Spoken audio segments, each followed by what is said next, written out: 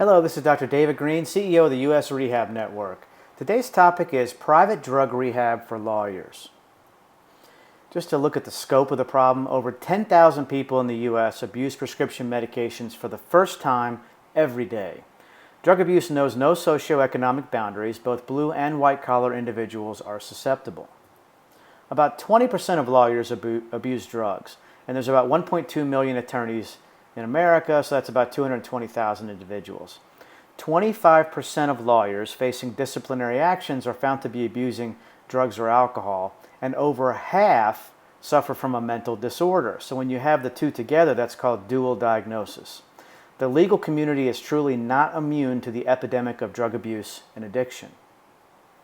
So reasons lawyers and judges abuse drugs could be long hours at work. The average lawyer works 60 to 80 hours a week. And studies show that people who work 50 plus hours per week are 3 times more likely to abuse alcohol. Additional reasons could be stress at work or at home, such as during law school. Lawyers and judges often carry an extremely high workload, and then they escape their professional or family issues by using drugs or alcohol. Additional issues may include finances, divorce, things like that.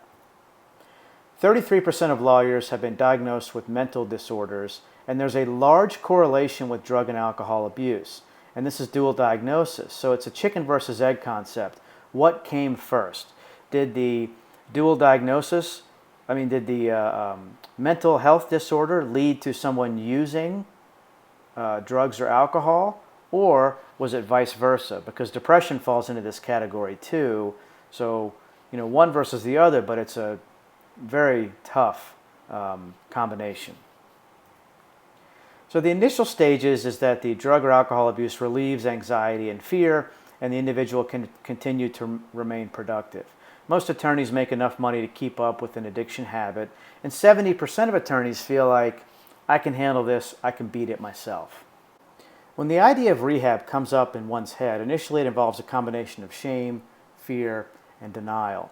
40% fear that receiving official treatment would have a negative impact on their reputation.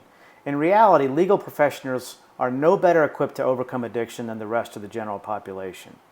Also, dependence eventually turns into a chemical imbalance which requires professional help to overcome. Once that's realized, it helps objectify the problem and makes legal professionals less ashamed.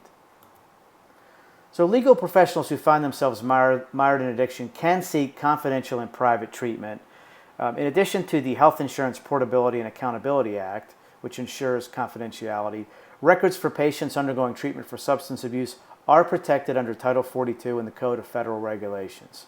So if it's a voluntary seeking of treatment, it doesn't mandate reporting to a licensure board. U.S. Rehab Network offers over 100 private rehab centers nationwide.